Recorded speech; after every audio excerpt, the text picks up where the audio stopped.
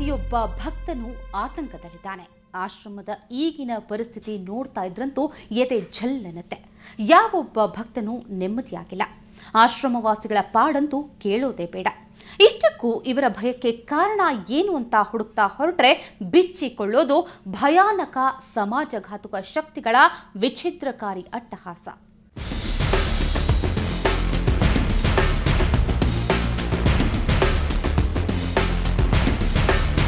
ಚೌಳಿ ಮಠ ಈಗ ಅಕ್ಷರಶಃ ದಿಗ್ಮೂಢವಾಗಿದೆ. 1.5 ತಿಂಗಳಲ್ಲಿ 4 ಸ್ವಾಮಿಗಳ ಸಾವು ಭಕ್ತರನ್ನ ಕಂಗೆಡಿಸಿಬಿಟ್ಟಿದೆ. ಒಬ್ಬೊಬ್ಬರ ಮುಖದಲ್ಲೂ ಅದೇನೋ ತಲ್ಲಣ, ಅದೇನೋ ಭಯ, ಆತಂಕ. ಬಂದ್ರೂಪಲೆ ಶಾಂತಿನೇ ಇಲ್ಲ. 6 ವರ್ಷ ಆಯ್ತು ನಾವು ಬಂದು, ಒಟ್ಟೆ ಶಾಂತಿ ಇಲ್ಲ. ಬಂದ್ರೂಪಲೆ ಶಾಂತಿನೇ ಇಲ್ಲ. 6 ವರ್ಷ ಆಯ್ತು ನಾವು ಬಂದು, ಒಟ್ಟೆ ಶಾಂತಿ ಇಲ್ಲ. ಇದು ಈ ಒಬ್ಬ ಭಕ್ತನ ಕನವರಿಕೆಯಲ್ಲ. ಇಲ್ಲಿರುವ ಪ್ರತಿಯೊಬ್ಬನ ಮಾತು ಇದೆ, ಪ್ರತಿಯೊಬ್ಬನ ಆತಂಕವೂ ಇದೆ. ಬೀದರ್ ಜಿಲ್ಲೆಯ ಚೌಳಿ ಮಠದ ಮುಂದ್ಗಡೆ ನಾವಿದ್ದೀವಿ. ಈ ಅವಶೇಷಗಳು ಇಲ್ಲಿ ನಡೆದಿರುವಂತಹ ಒಂದು ದುರಂತಕ್ಕೆ ಸಾಕ್ಷಿಯಾಗಿ ನಿಂತಿದ್ದಾವೆ. ಈ ಕಟ್ಟಿಗೆಗಳು ಸಂಪೂರ್ಣ ಸುಟ್ಟು ಹೋಗಿರುವಂಥದ್ದು ಇಲ್ಲಿನ ದುರಂತಕ್ಕೆ ಸಾಕ್ಷಿಯಾಗಿ ನಿಂತಿದ್ದಾವೆ.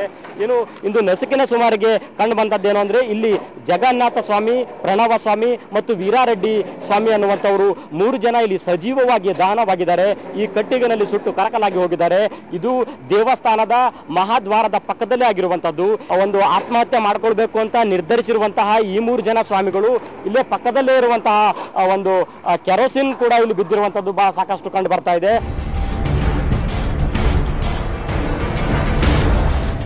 ಅಲ್ಲಿ ಎಲ್ಲವೂ ಸುಟ್ಟು ಕರಕಲಾಗಿ ಹೋಗಿದೆ.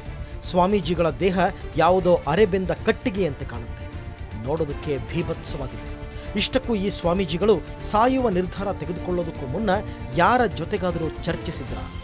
ಹೌದಾ ಅಂತ ಪ್ರಶ್ನಿಸಿದರೆ ಅವರ ಜೊತೆಯಲ್ಲೇ ಇದ್ದವರು ಇಲ್ವೇ ಇಲ್ಲ ಅಂತಾರೆ. ಅವರು ಕೂಡ ಅಷ್ಟೇ ಭಯದಿಂದ ದೃಶ್ಯವನ್ನ ಕಣ್ಣಾರೆ ಕಂಡಿದ್ದಾರೆ. ಇಲ್ಲ, ನಮ್ಮ ಜೊತೆಯಲ್ಲಿ ಏನು ಮಾತಾಡಿಲ್ರಿ. ಅವ್ರು ಏನೂ ಇಲ್ಲ.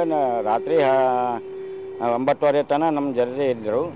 ಅಲ್ಲಿಂದ ನಾವು ಹೋಗ್ತೀವಿ ಮನ್ಕೊಳಕ ಅಂತಂದ್ರು. ಈ ಕಡೆ ಮನ್ಕೊಳಕ್ಕೆ ಅವ್ರದವ್ರು ಬಂದರು. ನಮ್ಮನ್ನ ಒಳ್ಳೆ ದಾಸೋಕಳು ನಾವು ಅಲ್ಲಿ ಮಕ್ಕೊಂಡಿದ್ದೆವು. ಆಯ್ತು, ಅದ್ರ ಬಾದ ಏನಂದ್ರೆ ಕೊಂಡಿ ಹಾಕಿದಿತ್ತು. ಅವ್ರದವ್ರು ಬಂದು ಇಲ್ಲಿ ಮಕ್ಕೊಂಡಾರ. ನಸ್ಕಿನಾಗೆಲ್ಲ ಇದಕ್ಕೆ ಏನೋ ಚೀರಿದಂಗೆ ಆವಾಜ್ ಬಂತು. ಆವಾಜ್ ಬಂದ್ರಪ್ಲೆ ಯಾಕೋ ಆವಾಜ್ ಏನು ಹೊಂಟದ ಅಂತೇಳಿ ಏಕ್ದಮ್ ಎಚ್ಚರಿಕೆ ಇದು ಆಯ್ತೇಳಿ ಆವಾಜ್ ಭೀ ಬಂತು. ಫರ್ ಅಂತ ಆವಾಜ್ ಬಂತು. ಅದು ಬಂದ್ರಪ್ಲೆ ಉರಿ ಭೀ ಎದ್ದಿತ್ತು ಒಮ್ಮಿಗೆ. ಹೀಗಾಗಿ ಏನು ಉರಿ ಹತ್ಯದ ಅಂತೇಳಿ ಎಲ್ಲರೂ ಪೊಲೀಸರು ನಾವೆಲ್ಲ ಇಲ್ಲಿ ಮತ್ತೆ ಎಲ್ಲ ಬಂದು ನೋಡ್ರೆವು. ಉರಿ ಹತ್ತಿದಿತ್ತು. ಅದು ಏನು ಆರ್ಸರ್ ಅಂದ್ರೆ ಭೀ ಕಂಟ್ರೋಲ್ ಆಗಲ್ಲ. ಇಷ್ಟಕ್ಕೂ ಈ ಸ್ವಾಮೀಜಿಗಳು ಇಷ್ಟು ನಿಗೂಢವಾಗಿ ಸತ್ತಿದ್ದೇಕೆ ಅಂತ ಕೆದಕ್ತಾ ಹೋದರೆ ಖುದ್ದು ಆಶ್ರಮವಾಸಿಗಳಿಗೂ ವಿಷಯ ಗೊತ್ತಿಲ್ಲ. ಅವರು ಕೂಡ ಇವರು ಅಗ್ನಿ ಪ್ರವೇಶ ಮಾಡಿ ಸತ್ತಿದ್ದಾರೆ ಅನ್ನೋದನ್ನ ಅರಿತುಕೊಂಡಿದ್ದು ಅವರು ಗೋಡೆಗಂಟಿಸಿದ್ದ ಆತ್ಮಹತ್ಯಾ ಪತ್ರಗಳ ಮೂಲಕ. ಅದು ಚಿಟ್ಟಿ ಒಳಗಡೆ ಬರಲಿ ಡೋರಿಗೆಲ್ಲ ಮೆಟ್ಟಿ ಬಂದಾರ ಅಂತ ಹೇಳಿ. ಹಾಗಂತ ಇವರು ಅಗ್ನಿ ಪ್ರವೇಶದ ಬಗ್ಗೆ ಚರ್ಚಿಸಿಯೇ ಇರಲಿಲ್ಲ ಅಂತನೂ ಅಲ್ಲ. ಚರ್ಚೆಯಾಗಿದ್ದು ಹೌದು. ಆದರೆ ಮರ್ಜನೆ ಅಂದಿರು ಅಪ್ಪವರು ದಯತಾಗಿ ಮಾಡಿದ್ಮೇಲೆ ನಾವರ ಇದ್ದು ಏನು ಮಾಡಾರಿ, ನಾವು ಭೀ ಅಗ್ನಿ ಪ್ರವೇಶ ಆಗಾರ ನಡ್ರಿ ಅಂತೇಳಿ ಅಂದಿರು ಅಮ್ಮ. ನಾವು ಅಂದೇವು ಅಗ್ನಿ ಪ್ರವೇಶ ಹಂಗೆ ಆಗೋದೇನು ಉಪಯೋಗ ಇಲ್ಲ. ಅಪ್ಪವ್ರು ಸರಿ ಹೋಗೋದು ಮಾತು ಬೇರೆ ಅದ. ಈಗ ನಾವು ಅಗ್ನಿ ಪ್ರವೇಶ ಮಾಡ್ಕೊಂಬದಾಗ ಅದ್ರಾಗ ಏನು ಉಪಯೋಗ ಇಲ್ಲ ಅಂತೇಳಿ ನಾವು ಅಂದಿವಿ. ಹಾಗಾದರೆ ಇವರು ಮೊದಲೇ ಇಂಥದ್ದೊಂದು ನಿರ್ಧಾರ ತೆಗೆದುಕೊಂಡಿದ್ರಾ ಎಂದಾಗಲಂತೂ ಎಂಥವರ ಎದೆಯನ್ನು ಛಲ್ಲನೆ ನಡುಗಿಸುವ ಭಯಂಕರ ಸತ್ಯವೊಂದನ್ನು ಹೊರಹಾಕ್ತಾನೆ ಈ ಭಕ್ತ. ಇವರ ಅಪ್ಪ ಅವರು ಅಂದರೆ 1.5 ತಿಂಗಳ ಹಿಂದೆ ನಿಗೂಢವಾಗಿ ಸಾವನ್ನಪ್ಪಿದ್ದ ಗಣೇಶ್ವರ ಅವಧೂತರು ತಮ್ಮೊಂದಿಗೆ ಇನ್ನೂ 16 ಭಕ್ತರನ್ನ ಅಗ್ನಿ ಪ್ರವೇಶಕ್ಕೆ ಸಿದ್ಧಪಡಿಸಿದರು. ಅವರ ಜೊತೆ ಸಾಯಲು 16 ಜನ ಶಿಷ್ಯರು ಸಿದ್ಧರಾಗಿದ್ದರು.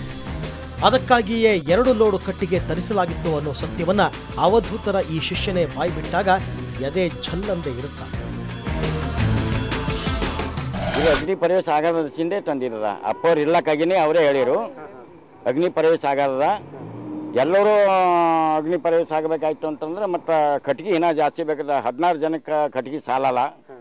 ಮತ್ತು ಕಟ್ಟಿಗೆ ಇನ್ನೂ 1-2 ಲಾರಿ ಕಟ್ಟಿಗೆ ತರ್ರಿ ಅಂದ್ರೆ ತರ್ಲಕ್ಕ ಎಲ್ಲ ಆರ್ಡರ್ ಕೊಟ್ಟಿದ್ದೆವು. ಕಟ್ಟಿಗೆನೇ ಬರಲ್ಲ ಹೋದು. ಸುಟ್ಟು ಕರಕಲಾಗಿರುವಂತಹ ಕಟ್ಟಿಗೆಗಳಷ್ಟೇ ಅಲ್ಲ, ಆ ಸ್ವಾಮೀಜಿಗಳು ಏನು ಉಪಯೋಗ ಮಾಡ್ಕೊಳ್ತಾ ಇದ್ರು ಆ ಕೆಲವು ವಸ್ತುಗಳು ಕೂಡ ಇಲ್ಲಿ ಕಂಡು ಬರ್ತಾ ಇದೆ. ನಾವು ನೋಡ್ತಾ ಇರ್ಬೋದು, ನಾವು ನೋಡ್ತಾ ಇರ್ಬೋದು ಸ್ವಾಮೀಜಿಗಳು ಏನೇನು ಉಪಯೋಗಿಸ್ತಿರುವಂತಹ ವಸ್ತುಗಳು ಕಂಡು ಬರ್ತಾ ಇದೆ. ಈಗ ನಾವು ನೋಡ್ತಾ ಇರ್ಬೋದು ಈ ಒಂದು ಅವರ ತಂಬಿಗೆ ಅಂತ ಏನ್ ಹೇಳ್ತೀವಿ, ಆ ಸ್ವಾಮೀಜಿಗಳು ಬಳಸುವಂತಹ ವಸ್ತು ಇದು. ಜೊತೆಗೆ ಇನ್ನೊಂದು ಸ್ವಾಮಿಗಳು ಬಳಸುವಂತಹ ಮೊಬೈಲ್ ಕೂಡ ಈ ಒಂದು ಘಟನೆಯಲ್ಲಿ ಸುಟ್ಟು ಕರಕಲಾಗಿದೆ. ಇದು ಸ್ವಾಮಿ ಈ 3 ಜನ ಕರಕಲಾಗಿ ಹೋಗಿದ್ದಾರೆ. ಅವರಲ್ಲಿ ಒಬ್ಬ ಸ್ವಾಮೀಜಿಯವರು ಬಳಸುವಂತಹ ಮೊಬೈಲ್ನ ಅವಶೇಷ, ಮೊಬೈಲ್ ಕೂಡ ಸಂಪೂರ್ಣ ಸುಟ್ಟು ಕರಕಲಾಗಿ ಹೋಗಿರುವಂತದ್ದು ಕಂಡು ಬರ್ತಾ ಇದೆ. ಇದಷ್ಟೇ ಅಲ್ಲ, ಈ ಕಾವಿಧಾರಿ ಸ್ವಾಮಿಗಳು ಇದರಲ್ಲಿ ಸಜೀವ ದಹನವಾಗಿ ಹೋಗಿದ್ದಾರೆ ಅನ್ನುವಂತಹ ದ್ಯೋತಕವಾಗಿ ಸಾಕ್ಷಿಯಾಗಿ ನಿಂತಿದೆ ಈ ಕಾವಿ ಬಟ್ಟೆ. ವಿರಕ್ತರು, ಸನ್ಯಾಸಿಗಳು, ಜಗತ್ತಿನ ಲೋಭ, ಮೋಹ, ಕಾಮಾದಿಗಳನ್ನು ತ್ಯಜಿಸಿದವರು ಇಂಥದ್ದೊಂದು ನಿರ್ಧಾರಕ್ಕೆ ಬರೋದಕ್ಕೆ ಇರೋ ಕಾರಣವೇನು ಅಂತ ನೋಡಿದ್ರೆ ಬಿಚ್ಚಿಕೊಳ್ಳೋದು ಬೇರೆಯೇ ಕಥೆ. ಆಶ್ರಮವಾಸಿಗಳು ಅಲ್ಲಿ ನೆಮ್ಮದಿಯಾಗಿಲ್ಲ, ಅವರಿಗೆ ಭಯವಿದೆ. ಅವರನ್ನು ಯಾರೋ ದುಷ್ಟರು ಹಿಡಿದು ಹೊಡೆದಿದ್ದಾರೆ, ದನಕ್ಕೆ ಬಡಿದಂತೆ ಬಡಿದಿದ್ದಾರೆ. ಹೊಡೆತ ತಿಂದು ಸಹಿಸಿಕೊಳ್ಳೋಣ ಅಂದರೆ ಕಿಡ್ನ್ಯಾಪ್ ಕೂಡ ಆಗಿ ಹೋಗಿದ್ದಾರೆ. ಇದುವರೆಗೂ ಪತ್ತೆಯಾಗಿಲ್ಲ. ಹೀಗಿದ್ದಾಗ ಅಲ್ಲಿಯೇ ಇರೋ ಬದುಕೋ ಧೈರ್ಯ ಯಾರಿಗೆ ಬರುತ್ತೆ ಹೇಳಿ? ಒತ್ತಡ ಏನು ಅಂದ್ರೆ ಜನರದು ತಕ್ಲೀಫ್ ತಾಳಲ್ ಕಠಿಣ. ಇಲ್ಲಿ ಇದ್ದರ ಏನು ಉಪಯೋಗದ, ಅಗ್ನಿ ಪ್ರವೇಶ ಆಗರ ಅಂಥೇಳಿ ನಿರ್ಧಾರ ಮಾಡಿರಿ. ಅಂದ್ರೆ ಇಲ್ಲಿ ದಿವಸ ಒಬ್ಬರಿಗೆ ಹೊಡೆಯೋದು, ಕಿಡ್ನ್ಯಾಪ್ ಮಾಡ್ಕೊಂಡು ಒಬ್ರಿಗೆ ಒಯ್ದರು. ಅದ್ರದ್ದೇನು ಪತನ ಎತ್ತಲಿಲ್ಲ. ಅದು ಯಾರು ಮಾಡಿದ್ರು ಅಂಬೋದು ಯಾರಿಗೆ ಗೊತ್ತದ್ರಿ. ಅವರು ಕಿಡ್ನ್ಯಾಪ್ ಮಾಡಿದರೆ ಬಿ ಅವರು ಬಟ್ಟಿ 5-6 ಜನ ಇದ್ದರಂತ. ಅದು ರಾತ್ರಿ ಏನದ ಅಂದ್ರೆ 4ಕ್ಕೆ ಇದು ಎಷ್ಟು 9ಕ್ಕೆ ಆಗೈತೆ ನೋಡಿ. 9ಕ್ಕೆ ಹೊಂಟೋಗ್ಯಾರ ನೋಡ್ರಿ ಅವ್ರು. ಈಗ ಅದು ಅಲ್ಲೆಲ್ಲ ಬಟ್ಟಿ ಇದೆಲ್ಲ ಬಿದ್ದೆವು. ಅವ್ರದ್ದು ಹೊಲದಾಗ ಹೋಗಿ ನೋಡತನ ಅಂದರೆ ಸಾಧಕರದು ತಕ್ಲೀಫ್ ತಾಳಲ್ ಕಡೆ ನೊಂದ್ಕೊಂಡ್ರು, ಅವರು ಪ್ರಾಣ ಹೋಗ್ತೇವೆ ಅಂತ ಹೇಳಿ. ಅಂದ್ರ ಬಳಿ ಶಾಂತಿನೇ ಇಲ್ಲ. 6 ವರ್ಷ ಆಯ್ತು ನಾವು ಬಂದು, ಒಟ್ಟೆ ಶಾಂತಿ ಇಲ್ಲ. ಇದು ಇಲ್ಲಿನ ಚೌಳಿ ಮಠದ ವಿಚಿತ್ರ ನಗ್ನ ಸತ್ಯದ ಕಥೆ. ಈಗ ಪತ್ತೆಯಾಗಬೇಕಿರೋದು ಆಶ್ರಮವಾಸಿಗಳಿಗೆ ಕಿರುಕುಳ ಕೊಟ್ಟವರು ಯಾರು ಅನ್ನೋದು. ಇಲ್ಲದೆ ಹೋದರೆ ಈ ಗೂಂಡಾ ರಾಜ್ಯ ಹೀಗೆಯೇ ಮುಂದುವರೆದರೆ ಇದೇ ಚೌಳಿ ಮಠದಲ್ಲಿ ಇನ್ನಷ್ಟು ಹೆಣಗಳು ಬೀಳೋದು ಖಂಡಿತ. ಇಷ್ಟೆಲ್ಲ ಭಾನಗಳಿಗೆ ಸಾಕ್ಷಿಯಾದ ಈ ಆಶ್ರಮದ ಇತಿಹಾಸ ಎಂಥದ್ದು ಹೇಳ್ತೀವಿ ಸಣ್ಣದೊಂದು ಬ್ರೇಕ್ನ ನಂತರ.